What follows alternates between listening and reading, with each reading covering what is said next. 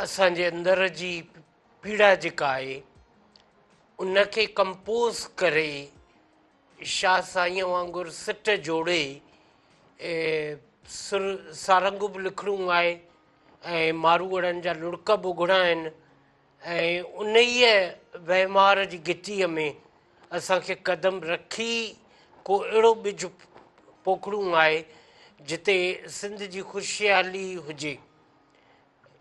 Digital era असांजे चौखट ते खुड़को करे थी पई ऐं इन सूरत हाल में सुजाग क़ौमुनि वटि सभिनि खां वधीक पावरफुल हथियार इहो ई आहे त हू इल्मी अदबी सकाफ़ती नमूने सां उन्हनि सभिनी महाज़नि ते नौजवाननि खे अॻियां आणीनि ऐं उते उन लाइ जदोजहद कनि।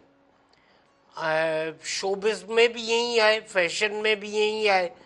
फिल्म फैशन जेकॾहिं असीं अॼु बि मारूईअ जी चोटी ऐं सुरमे ऐं हुन जे रूप, हुन जे लिबास, हुन जी उकीर, मारूअड़नि जी उकीर, हुन जी सिक, उमर बादशाह जे अॻियां हुन जो पंहिंजो तक़दुस, औरत जो तक़दुस जेको थींदो आहे, वुमेन ऑफ सब्सटेंस जो इम्पैक्ट, ऐं जेका औरत फुटी चुंडे त ओड़ी मोतबर लॻे, जेकॾहिं ॿनियुनि में ॿार ॼणे त ओतिरी मोतबर लॻे, जेकॾहिं मखणु खाई वरी ॿार खे कच्छ में खणी वञे त उहा बि सिंधी औरत जी असांजी सुजागी बहादुरी ऐं विल पावर अथव।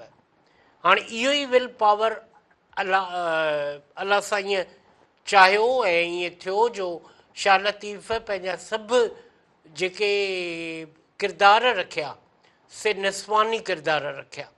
उन्हनि में नज़ाकत बि हुई, लताफ़त बि हुई ऐं उन सां गॾोगॾु उहो रूप बि हो जंहिंमें मुख़्तलिफ़ रूप हुआ, सुहिणी, मारूई, इश्क जो रेज़िस्टेंस,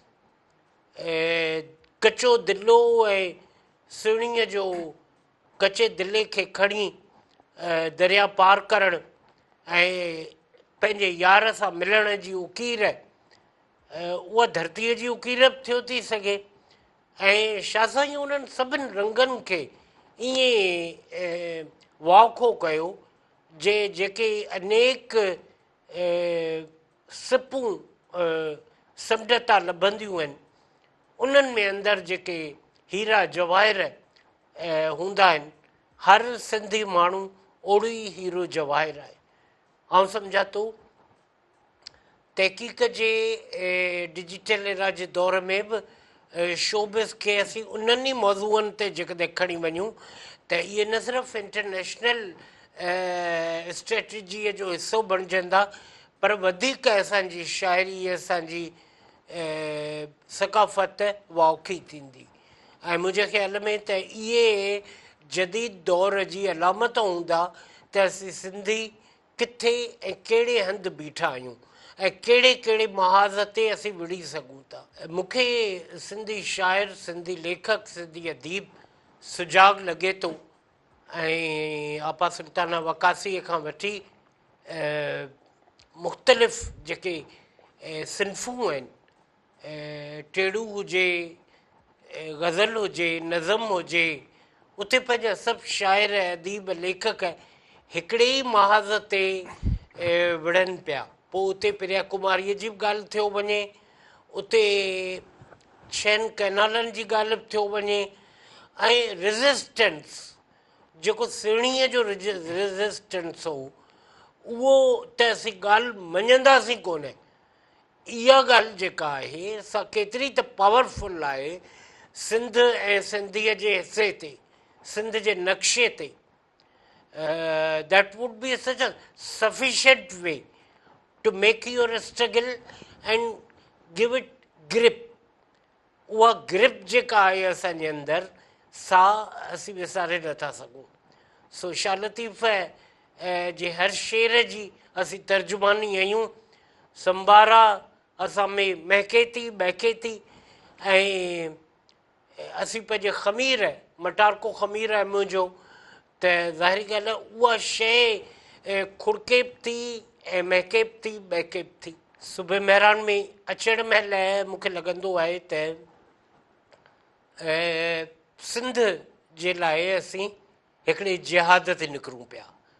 असांजे मोराई साहब जो बि इहो मंशूर रहियो आहे, तइलीम, हुनुर, education, digital era, intelligence, power intelligence, उहा त असांखे अलर्ट करे थी पई।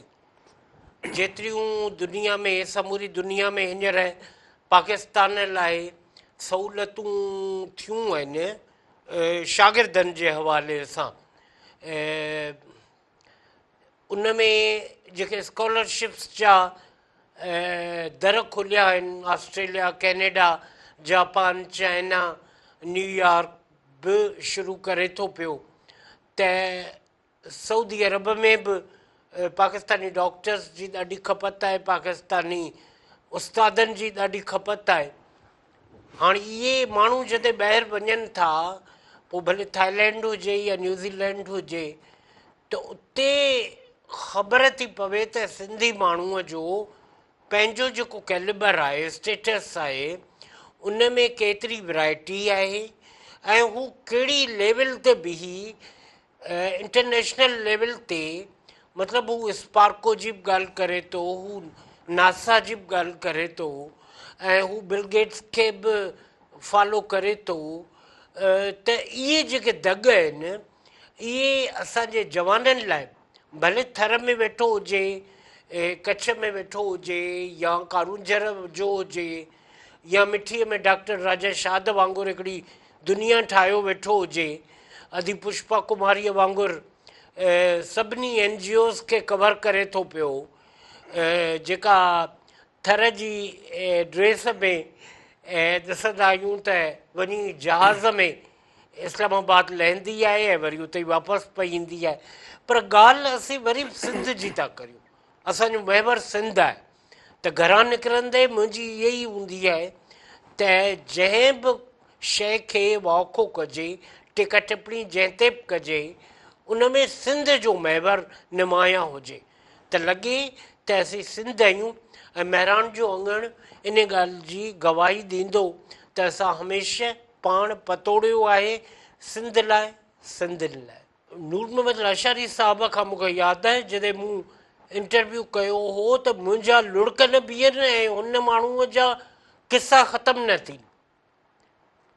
छा त हुन गुरबत ॾिठी हुई, छा जिते सभु माण्हू वॾियुनि गाॾियुनि में ईंदा हुआ PTV सेंटर ते, हू उस्ताद थी करे साइकिल ते ईंदो हो ऐं जेॾीमहिल राणी जी कहाणी ऐं रोशन अता सां या मैडम शहज़ादीअ सां शॉट ॾींदो हो त वरी पुछंदो हो बेदल मसूर साहब खां त साईं शॉट अञा वरी रीटेक कंदो। त असांजे सिंधी माण्हूअ जो जेका स्टेमिना आहे, U couldn't imagine about it, त उहो छा थो एक्सपेक्ट करे त माण्हू मूंखे कीअं ॾिसनि। महमूद सिद्दीकीअ जो अवी डायलॉग ॿुधंदो त अव्हांजा वार कांडारजी वेंदा ऐं अब्दुल कादिर जूणेजे जा जेके लिखियल डायलॉग आहिनि उहे अव्हां जेॾीमहिल ॿुधंदो हिकिड़ो डायलॉग त अव्हांखे थर जो माई बाग़ीअ जो आलाप यादि ईंदो। हाणे इहे जेके कॉकटेल्स असांजे ज़हन में उभरनि थियूं उहे फ़क़ति इन करे जे असां पंहिंजे अदाकारनि खे, फ़नकारनि खे निहायत वॾी हैसियत ॾियूं था।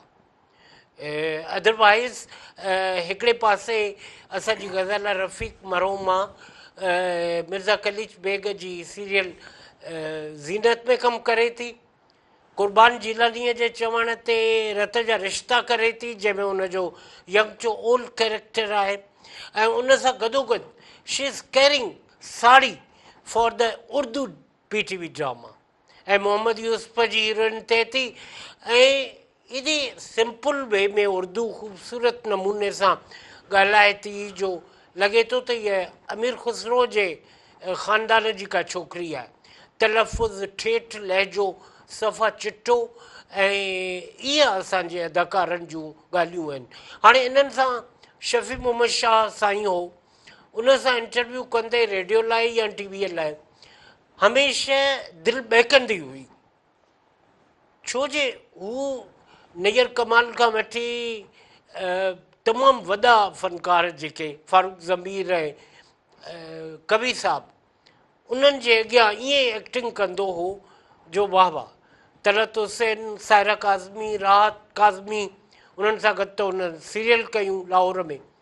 ऐं पर नुसरत ठाकुर बि उन लाइ चवंदो हो त शफ़ी किरदार खे तोड़ियो थो छॾे। हाणे तोड़णु जेको आहे उहो छा हो? ज़रीना बलोच जो दुंगीअ मंझि दरिया, अली बाबा जी लिखत वाइट ब्लैक एंड वाइट दौर में आयो हो, ऐं उन दौर में बि उन ड्रामे मास्को में एवॉर्ड खटियो। हारून रिंद साईंअ जी महिनत हुई ऐं कोटड़ीअ जे इन हमराह PTV वारनि खे अहसासु ॾियारियो पोइ त जंगल बि आयो साईंअ जे डायरेक्शन में।